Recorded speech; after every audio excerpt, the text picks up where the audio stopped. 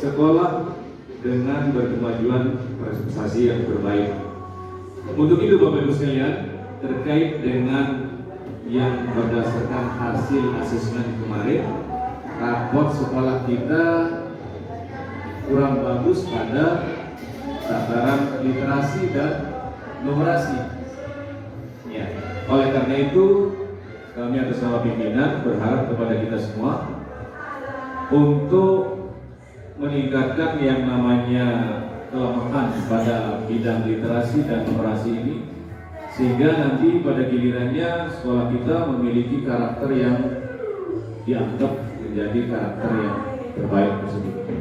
Ibu Bapak yang saya banggakan, kita di sini ada beberapa rekan-rekan kita yang sudah memiliki status jadi guru penggerak. Ya, kita alhamdulillah, kalau di sekolah lain barangkali tidak sebanyak yang di sekolah-sekolah tertentu. Namun kita memiliki ada beberapa rekan kita yang menjadi guru penggerak. Itu diharapkan nanti untuk bisa membuat konten-konten digital. Ya. Tujuannya untuk apa? Bapak Ibu barangkali sudah paham sekali bahwa anak-anak kita sekarang di era digital ini yang namanya penggunaan HP luar biasa meriahnya, terutama konten yang berkolaborasi dengan komunitas belajar SMPN 1 Batu Layar, dilanjutkan dengan sesi diskusi. Kepada Bapak Fatum Hadi SPD disilakan.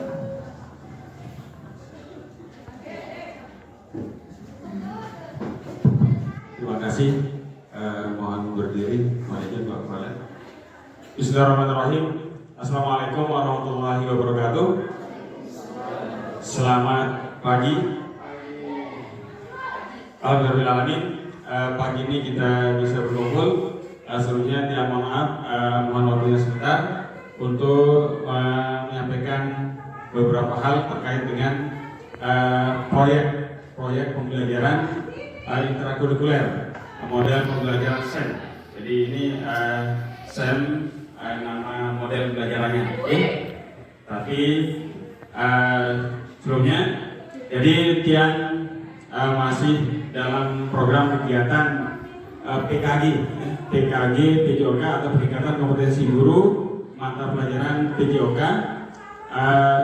Dalam hal ini pelaksanaan kegiatannya selama 3 bulan, selama 6 minggu daring, kemudian 1 minggu luring. Kemarin sudah di BGP selama 8 hari, lanjut lagi daring sampai tanggal 28 Agustus. Sampai tanggal 28 Agustus baru selesai. Setelah itu nanti akan mengimbaskan ke di Lombok Barat 115 guru PJOK di Kabupaten Lombok Barat. Jadi se-NTB kemarin sebanyak 60 orang se-NTB. Nah nanti se-NTB dari 60 itu akan mengimbaskan sebagai fasilitator ke 915 orang se-NTB. Kemudian untuk yang di Lombok Barat kebetulan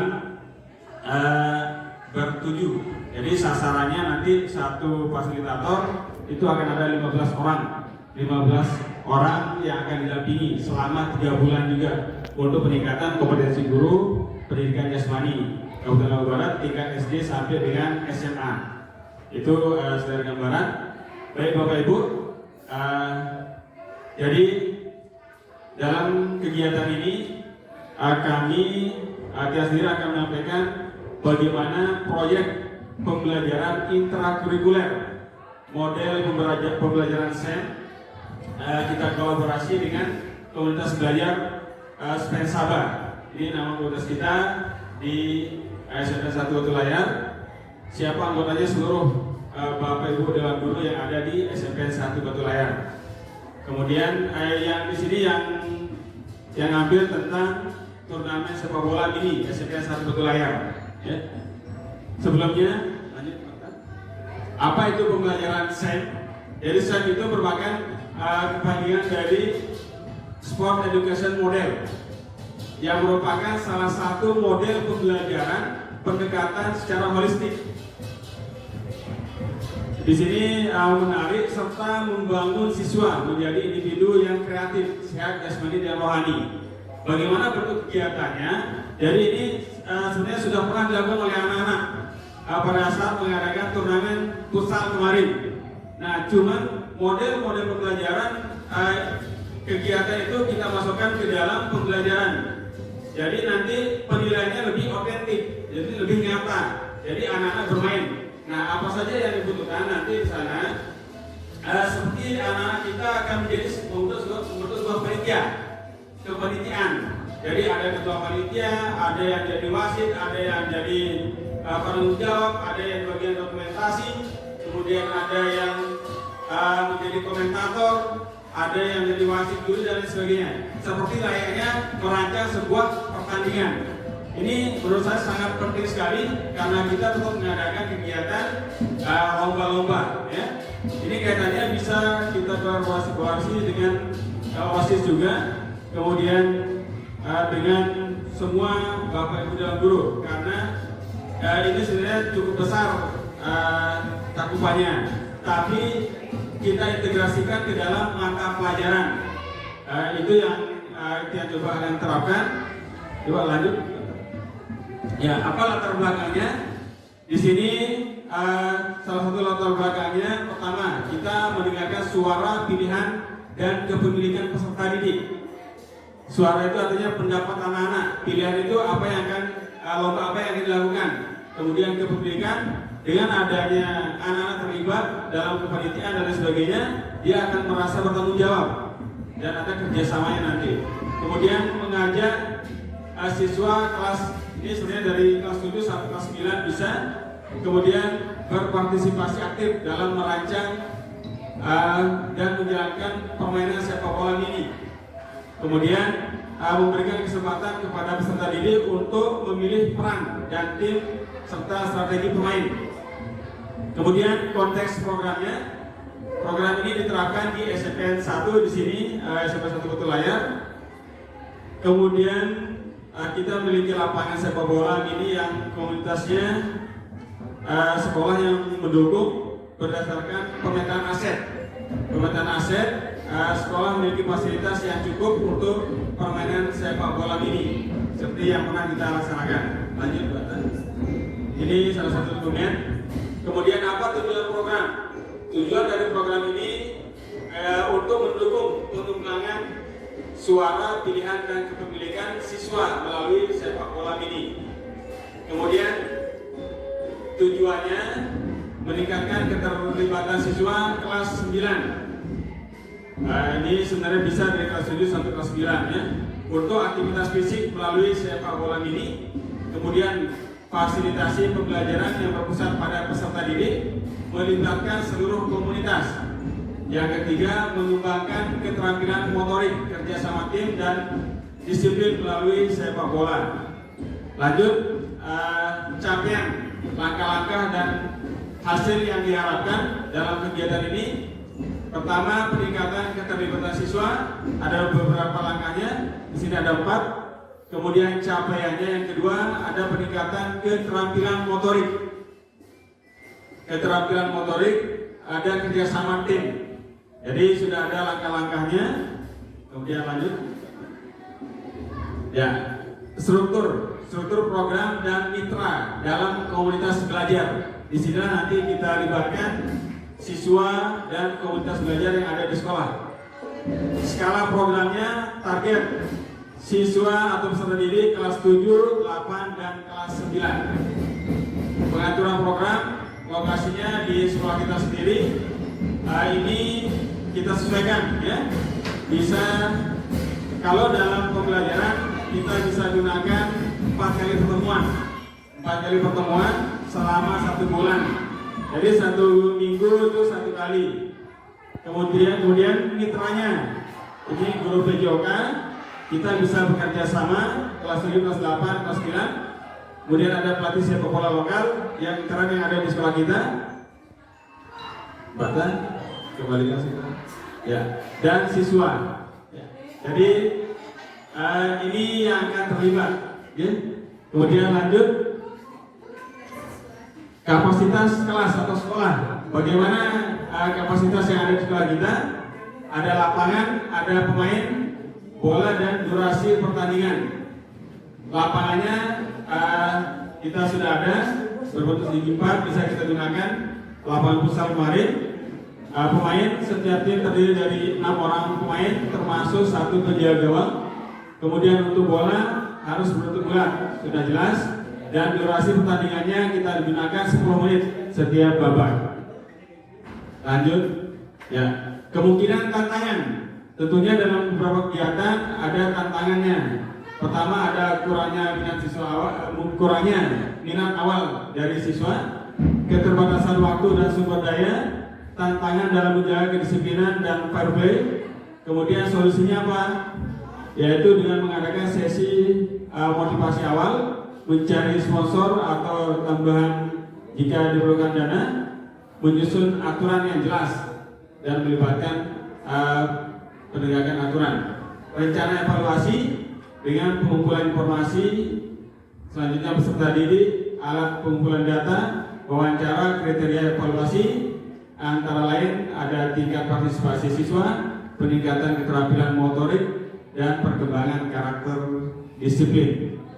Lanjut, ya.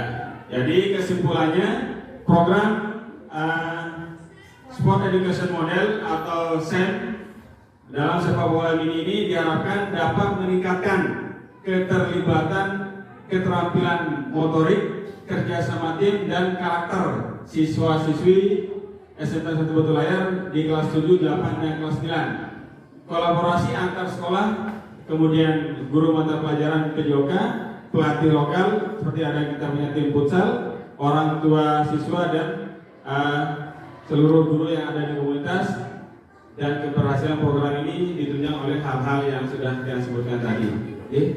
Jadi nanti di sini akan ada ada dokumentasinya. Kemudian yang terakhir, terima kasih. Itu yang bisa saya sampaikan terkait dengan model pembelajaran SEM ini. Semoga ada manfaatnya dan nanti akan kita kembangkan ke materi-materi yang lain. Terutama beberapa waktu ke depan kita akan merancang untuk P5 tentang permainan tradisional. Permainan tradisional itu ada beberapa yang bisa kita ambil. Pertama bisa gobok sodor, main sodor. Ya, yang kedua jalan lompat atau bagia, itu bisa kita terapkan menggunakan ini. Kemudian nanti bisa juga main cungkit atau main dengkleng, benteng. Ya, intinya anak-anak bisa bergerak, dan ada kepanitiaan yang mengatur supaya nanti ada, tentunya ada wasit, juri, dan sebagainya. Jadi itu bisa kita terapkan besok pada saat P5 di permainan tradisional.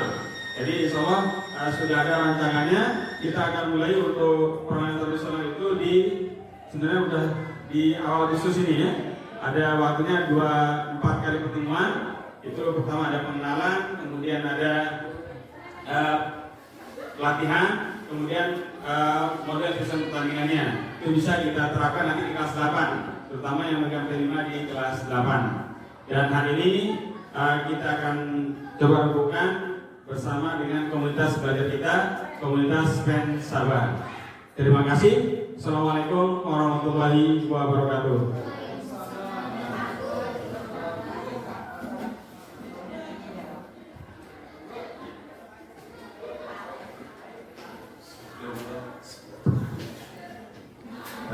Bapak Ibu sekalian, jadi itu salah satu pemaparan terkait dengan proyek yang akan digarap oleh salah satu guru kita.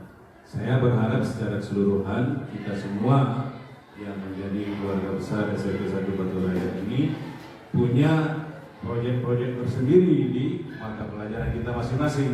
Jangan kita fokus hanya pak doang nih. Jangan, kita pun yang lain. Setelah itu ada pelajaran agama, pelajaran IPA, pelajaran bahasa Indonesia, apalagi Ibu lain ada kaitannya dengan perpustakaan. Misalnya ada nanti jadwal tertentu di perpustakaan, kemudian anak-anak kita buat supaya literasinya menjadi lebih bagus. Pojok baca misalnya di berubah kita kan sudah ada kan sekolah lain belum ada yang banyak berugaknya. Apalagi depan perpustakaan ditaruhkan buku-buku tertentu, terus ibu ambil dokumentasinya, terkait ada pojok baca yang dimiliki oleh sekolah kita. Jadi semua kita berkreativitas untuk membuat semacam proyek. Ya syukur-syukur yang bisa ada dokumentasi berupa videonya seperti itu. Ya bukan sekedar lifting saja, bukan sekedar kita mau enak-enakan untuk jadi laporan, tidak. Bapak tidak menginginkan yang begitu. Tetapi yang real yang kita lakukan di lapangan itu lebih bagus ketimbang kita hanya sekedar asal Bapak senang itu aja. Nah, oleh karena itu kepada kita semua selaku Bapak Ibu guru yang ada di sekolah kita ini, kalau kita melihat hasil konten kreatif dari sekolah lain, kayaknya kita saat ini tidak bisa, kita rasanya seperti itu. Kalau kita disetelkan kayak kemarin itu yang di SMP berapa itu di Limsa, hanya dia klip videonya itu dipotong-potong kemudian didesain dengan bagus sehingga menjadi suatu konten pembelajaran yang enak bagi anak-anak, senang ditonton, ada bermainnya, ada seriusnya dan seterusnya. Itu membuat pelajaran itu menjadi lebih beraneka.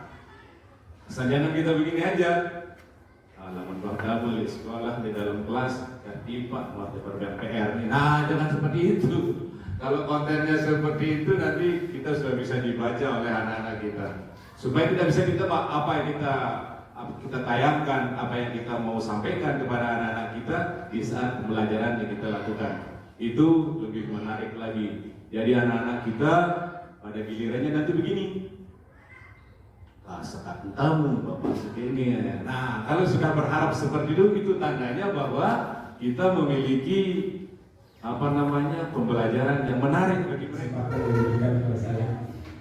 Tadi sangat jelas sekali untuk pembelajaran Jaskes bagaimana proyek pelajaran ekstrakurikuler ini dilaksanakan. Mohon penjelasannya untuk pembelajaran IPA harus bagaimana? Mohon diberi penjelasan. Terima kasih Pak Zulhan, luar biasa pertanyaannya, cukup menarik ya. Bisa tepuk tangan dulu untuk luar biasa. Jadi ini kan proyek. Jadi ini kita bisa berkolaborasi dengan mata pelajaran apa saja, ya. Bahkan di P5 kan semua. Jadi memang di beberapa materi yang lain di P5 kita bisa masukkan mata pelajaran apa saja, apalagi IPA. IPA ini kan sepak bola. Dalam permainan sepak bola ada aktivitas gerak. Di dalam permainan sepak bola ini juga tentunya nanti yang diminta bagaimana keaktifan siswa-siswi dalam melakukan kegiatan. Banyak hal yang bisa dilakukan. Ini bisa kita kolaborasikan dengan materi yang ada di mata pelajaran IPA. Kira-kira apa di pelajaran IPA materi yang kegiatan dan gerak ada kan? Ada. Kemudian di pengukuran juga ada kan? Sebelum melakukan aktivitas olahraga biasanya di kebugaran itu kita suruh anak-anak kita untuk mengukur denyut nadi dulu, apakah ada perubahannya sebelum melakukan aktivitas dan setelah melakukan aktivitas. Itu saja sudah masuk ke mata pelajaran matematika, menghitung berapa denyut nadi, kemudian nanti dikalikan berapa sehingga ketemu hasilnya berapa denyut nadi normal dalam kegiatan aktivitas. Kemudian tujuan yang lain disesuaikan dengan apa yang sudah kita rancang ini ya. Jadi kalau memang ini kita bisa lakukan besok, sebenarnya bisa kita kolaborasi. Tidak hanya di permainan ini saja. Seperti yang saya sampaikan tadi di kegiatan permainan tradisional tadi. Jadi besok itu semua mapel akan terlibat.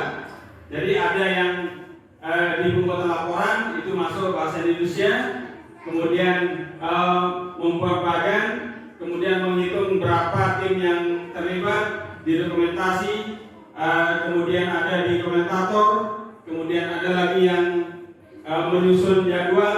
Jadi semua mata pelajaran terlibat, apalagi TIK, ada dokumentasinya, membuat video. Kemudian yang IPA masuk juga di sana. Nah, sehingga nanti pada saat kita rapat berikutnya, itu masing-masing mapel ada tugasnya masing-masing, ada perannya tersendiri, termasuk PKN, di mana nanti kerjasama PAI, ada juga nanti di sana tentang kejujuran dalam melakukan pertandingan, fair play dan lain sebagainya. Jadi semua terintegrasi. Jadi satu proyek bisa kita garap untuk semua mapel.